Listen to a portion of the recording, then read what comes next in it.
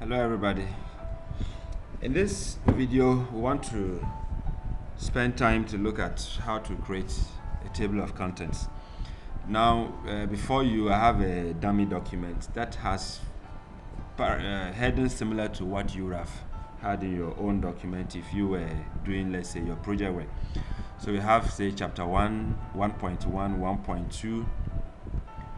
1.2, chapter 2, here 2.1 and so on. Basically the headings that you have had, not the same, but just for as an example. Now what you need to do is to tell Microsoft Word which ones you want to appear as table headers and how you want them to appear. So the main chapters will normally call that heading 1. The subheading 1.1, for example, is heading 2. 1.2 is also heading 2 because it's just a sub. Then so chapter 2, for example, is a heading 1. Now if you look at 2.1, this is a heading 2 because we are just talking, it's a sub level, so it's a heading 2. But where you have a sub, let's say 2.1.1, then this is a heading 3 and so on. Okay, so let's start with the whole show. Now make sure you have clicked on the home button and you have your styles displaying. This arrangement could be different on your computer depending on the settings, but it works. So if you click chapter 1, this is heading 1. Notice how it changes by itself. I'd click 1.1 and this is a heading 2. 1.2 is also a heading 2. So I can move on to chapter 2, which is a heading 1. Okay. Chapter 2.1 is a heading 2. This is a subheading. And then 2.11 is a subheading. So this is a heading 3. We could move on, but let me pause here and then we use the rest later. Now if you look at this, for example, we know that heading 1 is always middle. You should not come here to put it in the center. Rather, you go to the heading 1, the one you are interested in, right click on that and say modify.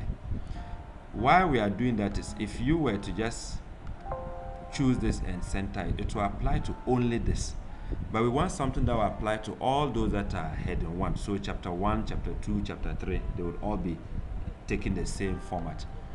So again, I come to the heading 1, I right click and I say modify. Okay, so I want it to be centered. You see that here is moving. Let's move this center. So I want it to be centered. 14 bold. You can decide to change anything there. Let's say you want it to be Verdana, and this will be fine. Now you make sure you choose automatically update so that it will apply to all other ones that will follow. Okay, and then we say okay, so it has done it. Now we don't need to proceed. We did not finish with all the headings, but I think it's a good time to just look at the next step and then we come back and continue. I'll go back to the beginning of my document and press enter. Now because this one was already there, the top there is still having a heading 1, I will just come to this tool which says clear all formatting, okay, so that it brings me back to the normal one. So how do I insert the table of contents? Just come to references, table of contents. They have different styles. Okay, it's just how it's arranged.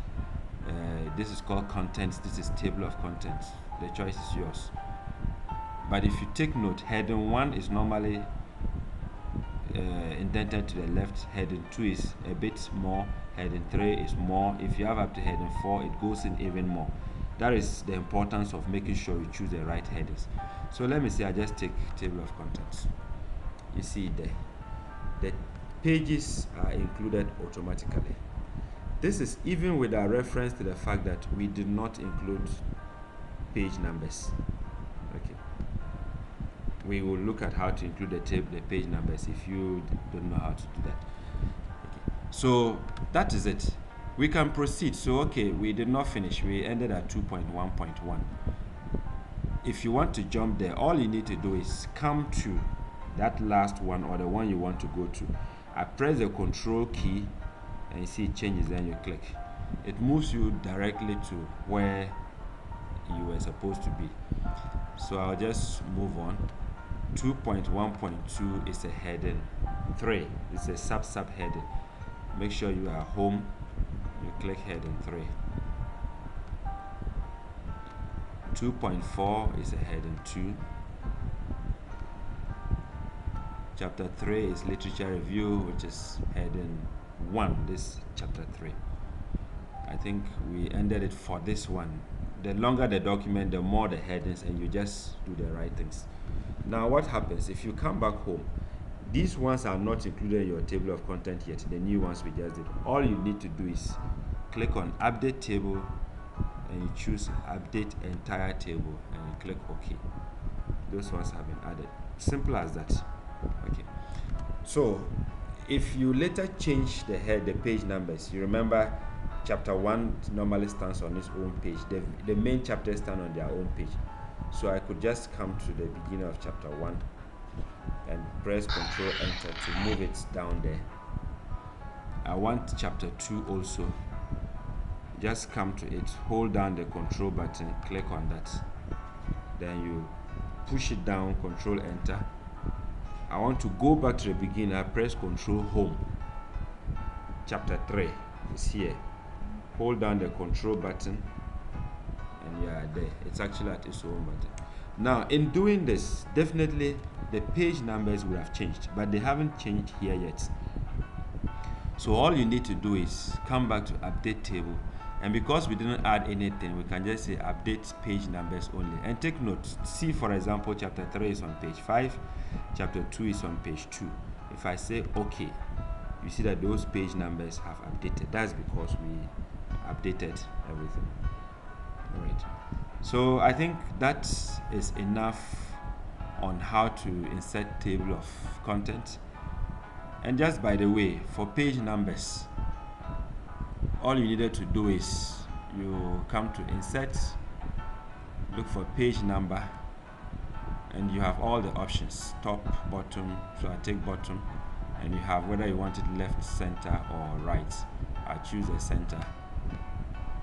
The page numbers will start showing already here, and if you scroll through, you will see the page numbers. In another video, we'll look at how to make the page numbers different, so that for example your preliminary pages will be I, and so on, and then the main body will be 1, 2, 3. We'll look at that in another video.